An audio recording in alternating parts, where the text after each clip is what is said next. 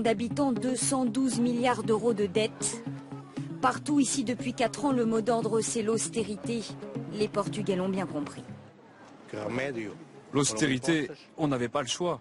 Il fallait le faire, sinon on serait dans la même situation que la Grèce, ou même pire. Les Grecs, moi, ils me font penser à ceux qui rentrent dans un hôtel 5 étoiles, qui trouvent ça super, et puis qui partent sans payer.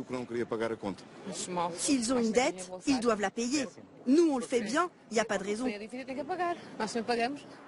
Les efforts sont rudes.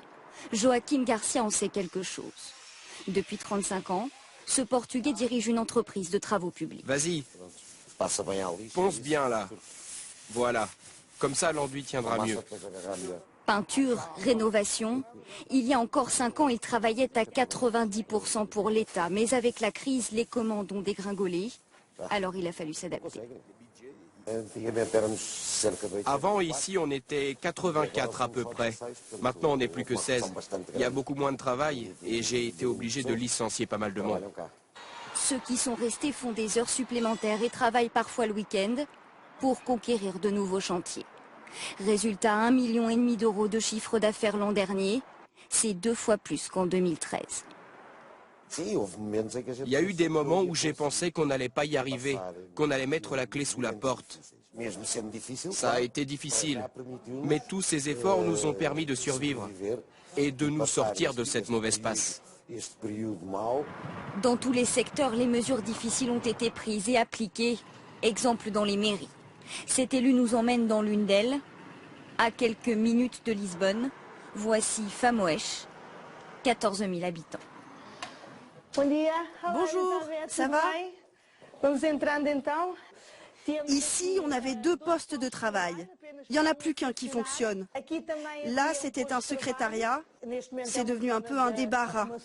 Et ici, vous voyez, on entend même l'écho. C'était mon bureau.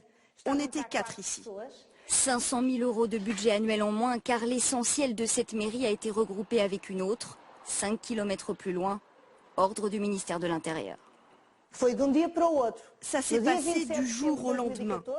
Le 27 septembre, l'année dernière, on avait encore des moyens. Et le 29, la loi nous a obligés à faire des tâches qu'on n'avait pas à faire jusque-là. Dans le pays, peu de manifestations, beaucoup de résignation. Même lorsque le gouvernement coupe les vivres pour faire des économies. Exemple dans cette école de musique. Les cours ont toujours lieu, mais l'État ne paie plus les salaires depuis 4 mois. Pourtant, les enseignants continuent leur travail, presque comme si de rien n'était. Moi, j'ai dû puiser dans mes économies. Et heureusement, j'ai d'autres rentrées d'argent. Mon mari travaille, donc on s'entraide. Attendre des jours meilleurs, rembourser la dette au plus vite, c'est désormais la stratégie affichée du Portugal. 4 ans après le début des mesures d'austérité, le gouvernement portugais affirme qu'il faut poursuivre les efforts, mais à quel prix? C'est toute la question à l'heure où un Portugais sur 5 est touché par la pauvreté.